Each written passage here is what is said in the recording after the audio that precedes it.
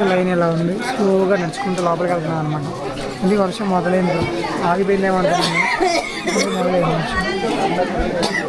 దర్శనం అయిపోయింది 10 నిమిషాల్లో. రెండు నుంచి 3 సార్లు దర్శనం చేసుకున్నాను. అసలు అంత క్రౌడ్ అయితే లేదు అబ్బా, లోపల అయితే చాలా బాగుంది. ఆ క్యూ దగ్గర నుంచి ఫోన్ అయితే అసలు అలౌ చేయలేదు. నేనైతే సైలెంట్గా అలా పెట్టేశాను. బయటికి తీయ ఫోన్ కానీ కెమెరా కానీ రెండు తీయలేదు. చిన్న రోడ్డు అనమాట, కాయల భైరవ టెంపుల్. చాలా బాగుంది చూడడానికి, నిజమైన కాల భైరవుని చూసినట్టు ఉంది నాకైతే. ఒక చిన్న కుక్కలాగా ఉంది, కుక్కని చూద్దాం నేను నిజంగా దేవుడు చేశాడు అనుకున్నాను నేనైతే. అలాగనే దండకం ఉంటుంది కదా, మంత్రం చెప్పేసి ఇలా కొడతారనమాట. ఏ పాపాలు ఉన్నా ఏమున్నా సరే అన్నీ పోవాలి, యాత్ర మంచిగా జరగాలి అని చెప్పి వాళ్ళు ఒక 50 రూపీస్ చార్జ్ చేస్తారు. దాంతోపాటు నల్ల కాశీధరం అని మనం చిన్నప్పుడు గుర్తుండేది కదా, చూసారా ఇలాంటిది. ఇదొకటి తీసుకున్నాను. వర్షం పడుతూనే ఉంది, లైట్గా పడుతుంది, ఫుల్గా పడుతుంది. ఇంకా అలానే వెళ్ళిపోయా లోపలికి. వెళ్ళాను 2 సార్లు మంచిగా దర్శనం చేసుకున్నా. 2 టైమ్స్ వెనక్కి తిరిగి వచ్చాను, మళ్ళీ దర్శనం చేసుకున్నా.